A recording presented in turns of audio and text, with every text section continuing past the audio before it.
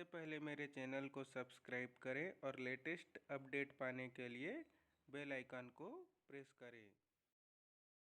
नमस्कार दोस्तों, आपका स्वागत है मेरे इलेक्ट्रिकल ट्यूटोरियल चैनल पे। यहाँ पर हम लोगों ने इलेक्ट्रिकल इंजीनियरिंग के इलेक्ट्रोमैग्नेटिक थ्योरी या इलेक्ट्रोमैग्नेटिक फील्ड से एक नए टॉपिक को लिए हैं, जो कि है transformation of the coordinate between Cartesian and spherical coordinate system.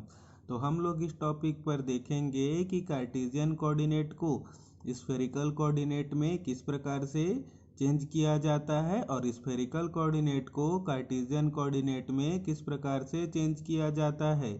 तो आइए स्टार्ट करते हैं आज के इस टॉपिक को। इस टॉपिक को स्टार्ट करने से पहले हम लोगों को कार्टेशियन कोऑर्डिनेट सिस्टम और स्फेरिकल कोऑर्डिनेट सिस्टम की अच्छे से जानकारी होना चाहिए। तो अगर आप लोग कार्टेशियन कोऑर्डिनेट सिस्टम और स्फेरिकल कोऑर्डिनेट सिस्टम के बारे में समझना चाहते हैं तो मेरे प्लेलिस्ट पर जाएं, इलेक्ट्रोमैग्नेटिक थ्योरी। उस पर इन दोनों टॉपिक के वीडियो को शुरू से लेकर अंत तक देखें। फिर इस टॉपिक को आप लोग समझेंगे तो यह टॉपिक आप लोगों को और अच्छे से समझ में आ पाएगा। अब हम लोग इस टॉपिक पर स्फेरिकल कोऑर्डिनेट और कार्टेशियन कोऑर्डिनेट में रिलेशनशिप डेवलप करने के लिए यहाँ पर पहले एक डायग्राम को ड्रॉ कर लेते हैं। तो यहाँ पर हम लोगों ने इस डायग्राम पर एक पॉइंट लिया हुआ है P, जिसका कार्टेशियन कोऑर्डिनेट सिस्टम में कोऑर्डिनेट कितना है XYZ। अब हम लोग इस डायग्राम पर समझेंगे कि कार्टेशियन कोऑर्डिनेट सिस्टम का X, Y और Z किस प्रकार से होगा। तो उसके लिए हम लोगों को X एक्सिस पर एक पॉइंट लेना होगा। तो ले लेते हैं यहाँ पर पॉइंट R। तो O से लेकर जो R तक का डिस्टेंस होगा वो क्या होगा, X होगा। अब हम लोग दूसरे कोऑर्डिनेट को समझेंगे, जो कि क्या है Y। तो हम लोगों को Y एक्सिस पर एक पॉइंट लेना होगा। तो ले लेते हैं S।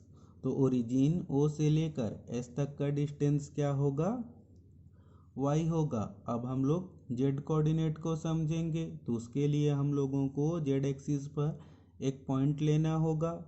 तो ले लेते हैं point N।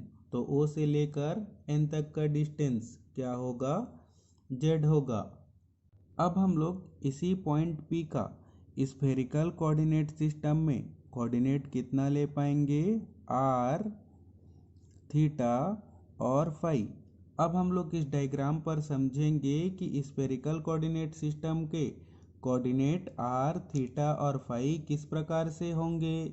Spherical coordinate system में जो R होता है वो स्फेरिकल कोऑर्डिनेट सिस्टम के इमेजिनरी स्फीयर का रेडियस होता है। तो हम लोगों को R को डिफाइन करने के लिए ओरिजिन O से लेकर P पॉइंट तक को मिला लेंगे और O से लेकर जो P पॉइंट तक का डिस्टेंस होगा वो क्या कहलाएगा, R कहलाएगा। अब हम लोग स्फेरिकल कोऑर्डिनेट सिस्टम के दूसरे कोऑर्डिनेट को समझेंगे, जो कि है थीटा। स्फेरिकल कोऑर्डिनेट सिस्टम में इमेजिनरी स्फीयर के रेडियस R के द्वारा Z एक्सिस के साथ जितना भी एंगल बनाया जाता है उस एंगल को हम लोग क्या कहते हैं, थीटा। तो यहाँ पर हम लोग लिख लेंगे थीटा। अब हम लोग स्फेरिकल कोऑर्डिनेट सिस्टम के अगले कोऑर्डिनेट को समझेंगे, जो कि क्या है, फाई। स्फेरिकल कोऑर्डिनेट सिस्टम में स्फीयर के XZ प्लेन के द्वारा X एक्सिस के साथ जितना भी एंगल बनाया जाता है उस एंगल को स्फेरिकल कोऑर्डिनेट सिस्टम में क्या कहते हैं, फाई कहते हैं। तो यहाँ पर हम लोगों ने समझा कि स्फेरिकल कोऑर्डिनेट सिस्टम में R, थीटा, फाई और कार्टेशियन कोऑर्डिनेट सिस्टम में XYZ इस डायग्राम में किस प्रकार से होगा। अब हम लोगों को R, थीटा, फाई और XYZ में रिलेशनशिप डेवलप करना है। तो उसके लिए हम लोगों को बेसिक ट्रिग्नोमेट्रिक रिलेशनशिप का यूज़ करना होगा। तो यहाँ पर हम लोग डायग्राम पर देख पाएंगे कि राइट एंगल ट्रायंगल OPN पे, तो लिख लेते हैं राइट एंगल ट्रायंगल OPN में हाइपोटेन्यूस कौन सा होगा, OP होगा, और परपेंडिकुलर कौन सा होगा, NP, और बेस कौन सा हो जाएगा ON। तो सबसे पहले हम लोग यहाँ पर कॉस थीटा के रिलेशनशिप को लिखेंगे। तो cos theta is equal to होता है बेस अपॉन हाइपोटेनियस। तो बेस यहाँ पर क्या है ON और हाइपोटेनियस कौन सा है OP। अब हम लोग दोनों के वैल्यू को पुट करेंगे। तो ON का वैल्यू यहाँ पर कितना है Z और OP का वैल्यू हम लोगों ने देख पाएंगे कि डायग्राम में कितना लिया हुआ है R। तो यहाँ पर से हम लोग पहले रिलेशनशिप को लिख पाएंगे। तो Z इज इक्वल टू कितना हो जाएगा R cos थीटा और इसको हम लोग नाम दे देते हैं इक्वेशन नंबर 1। अब हम लोग इसी डायग्राम पर साइन थीटा के रिलेशनशिप को लिखेंगे। तो sine theta is equal to हो जाएगा परपेंडिकुलर अपॉन हाइपोटेनियस। तो परपेंडिकुलर क्या है NP और हाइपोटेनियस कितना है OP। अब हम लोग वैल्यू पुट करेंगे। तो NP को वैसा का वैसा ही रहने देंगे और OP का वैल्यू कितना है R। तो यहाँ पर से हम लोग NP के वैल्यू को कितना कैलकुलेट कर पाएंगे। तो लिखेंगे R साइन थीटा। अब हम लोगों को इस डायग्राम पर यहाँ पर एक पॉइंट ले लेते हैं Q। तो इस डायग्राम पर देख पाएंगे कि जो NP है वो किसके इक्वल में होगा OQ के। तो NP इज इक्वल टू क्या हो जाएगा OQ। अब हम लोग इस डायग्राम पर दूसरे राइट एंगल ट्रायंगल को यूज करेंगे जो कि है ट्रायंगल ORQ। इस ट्रायंगल ORQ में हाइपोटेनियस कौन सा हो जाएगा OQ और बेस कौन सा हो जाएगा OR और परपेंडिकुलर कौन सा हो जाएगा RQ या QR। तो यहाँ पर हम लोग पहले cos फाई के रिलेशनशिप को लिखेंगे।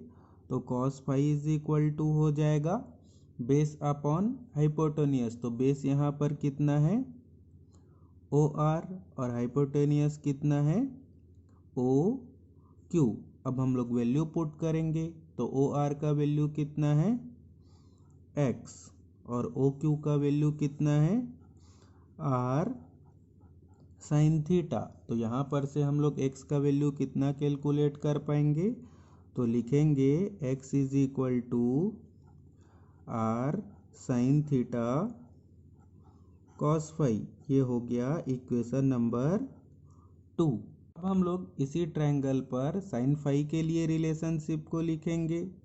तो sine phi is equal to हो जाएगा परपेंडिकुलर अपॉन हाइपोटेनियस। तो परपेंडिकुलर क्या है RQ और हाइपोटेनियस कितना है OQ। अब हम लोग इस डायग्राम पर देख पाएंगे कि RQ किसके पैरेलल पे है OS। तो RQ को हम लोग किससे रिप्लेस कर लेंगे OS से और OQ को OQ ही रहने देंगे। अब हम लोग इस पे वैल्यू पुट करेंगे।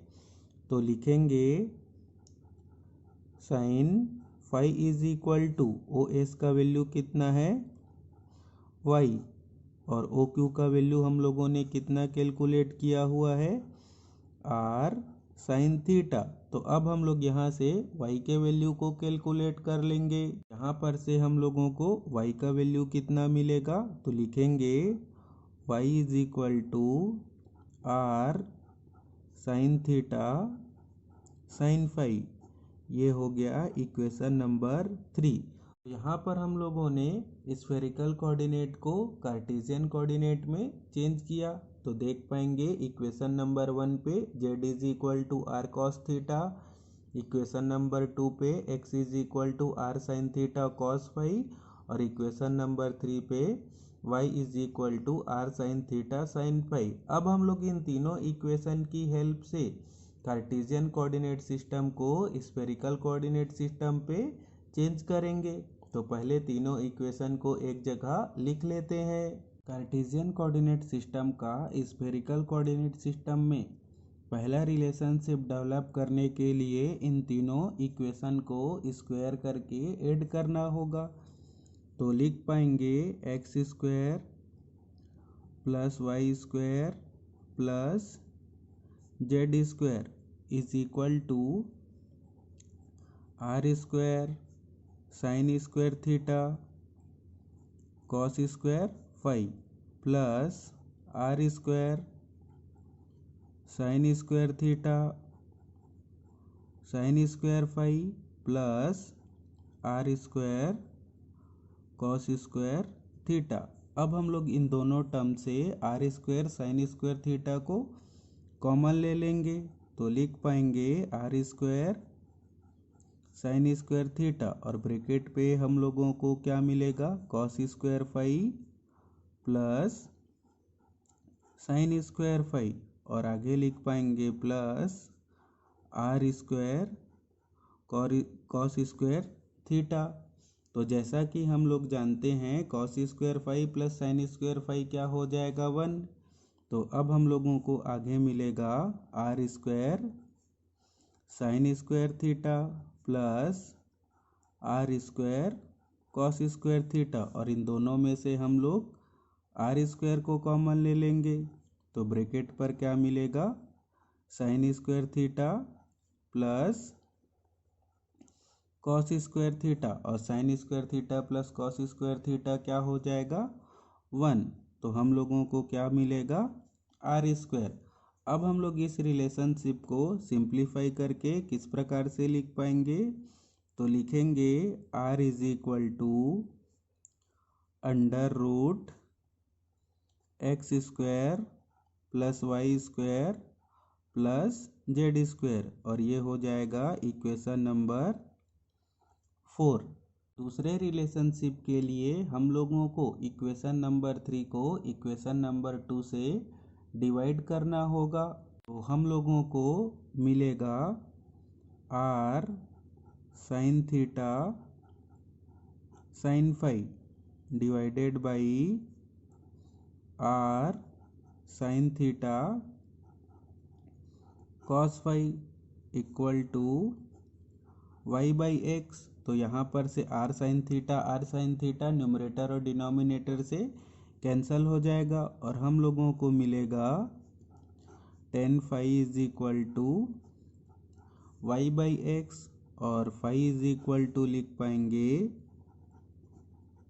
Ten inverse Y by X और ये हो जाएगा equation number 5।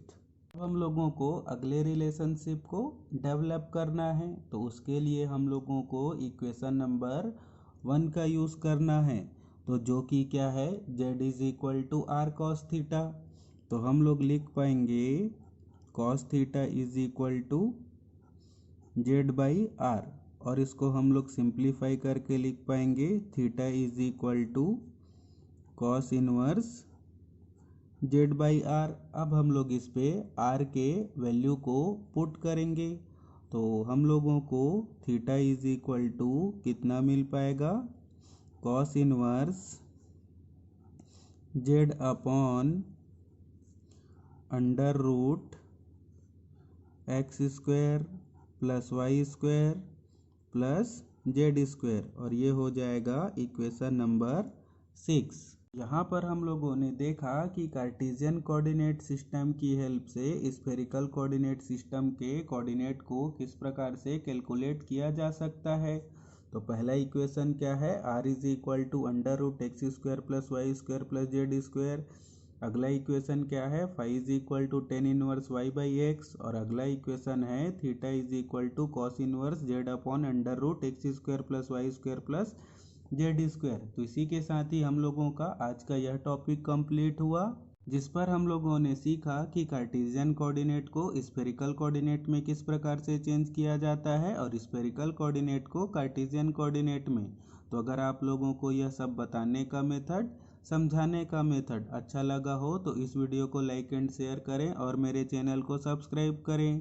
Thank you, all the best.